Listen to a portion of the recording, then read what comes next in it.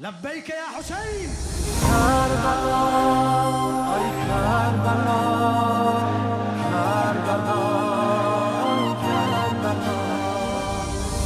Mənim eşqin hərəmindən ürəyim doymayacaq, uca lütfün kərəmindən ürəyim doymayacaq. Mənim eşqin hərəmindən ürəyim doymayacaq, uca lütfün kərəmindən ürəyim doymayacaq. Həm sənə, həm sənin üşşaqinə şahım nökərəm, xidmətində bir ömür qəddimi daim bükərəm. Xoş ola halimə olsun nəsib hərdəm çəkərəm. Ey ağam qüssə qəmindən ürəyim doymayacaq, ey ağam qüssə qəmindən ürəyim doymayacaq.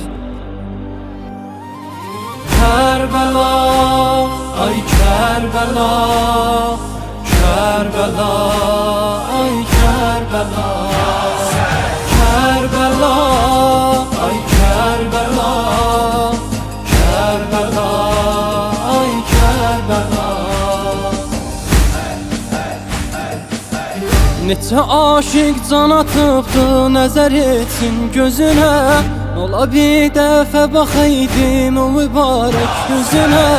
Düşə bilsə dəli könlüm sənin eşaq dizinə, öpəm hər bir qədəmindən ürəyim doymayacaq, öpəm hər bir qədəmindən ürəyim doymayacaq.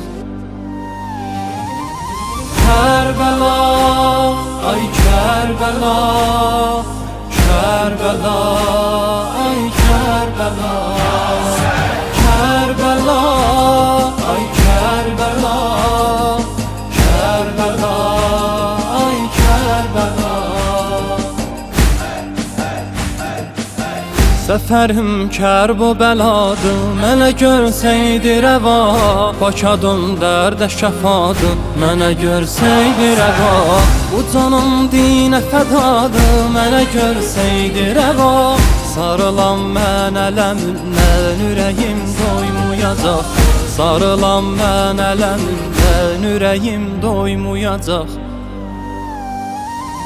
Kerbela, ay Kerbela, Kerbela, ay Kerbela, Kerbela, ay Kerbela, Kerbela, ay Kerbela.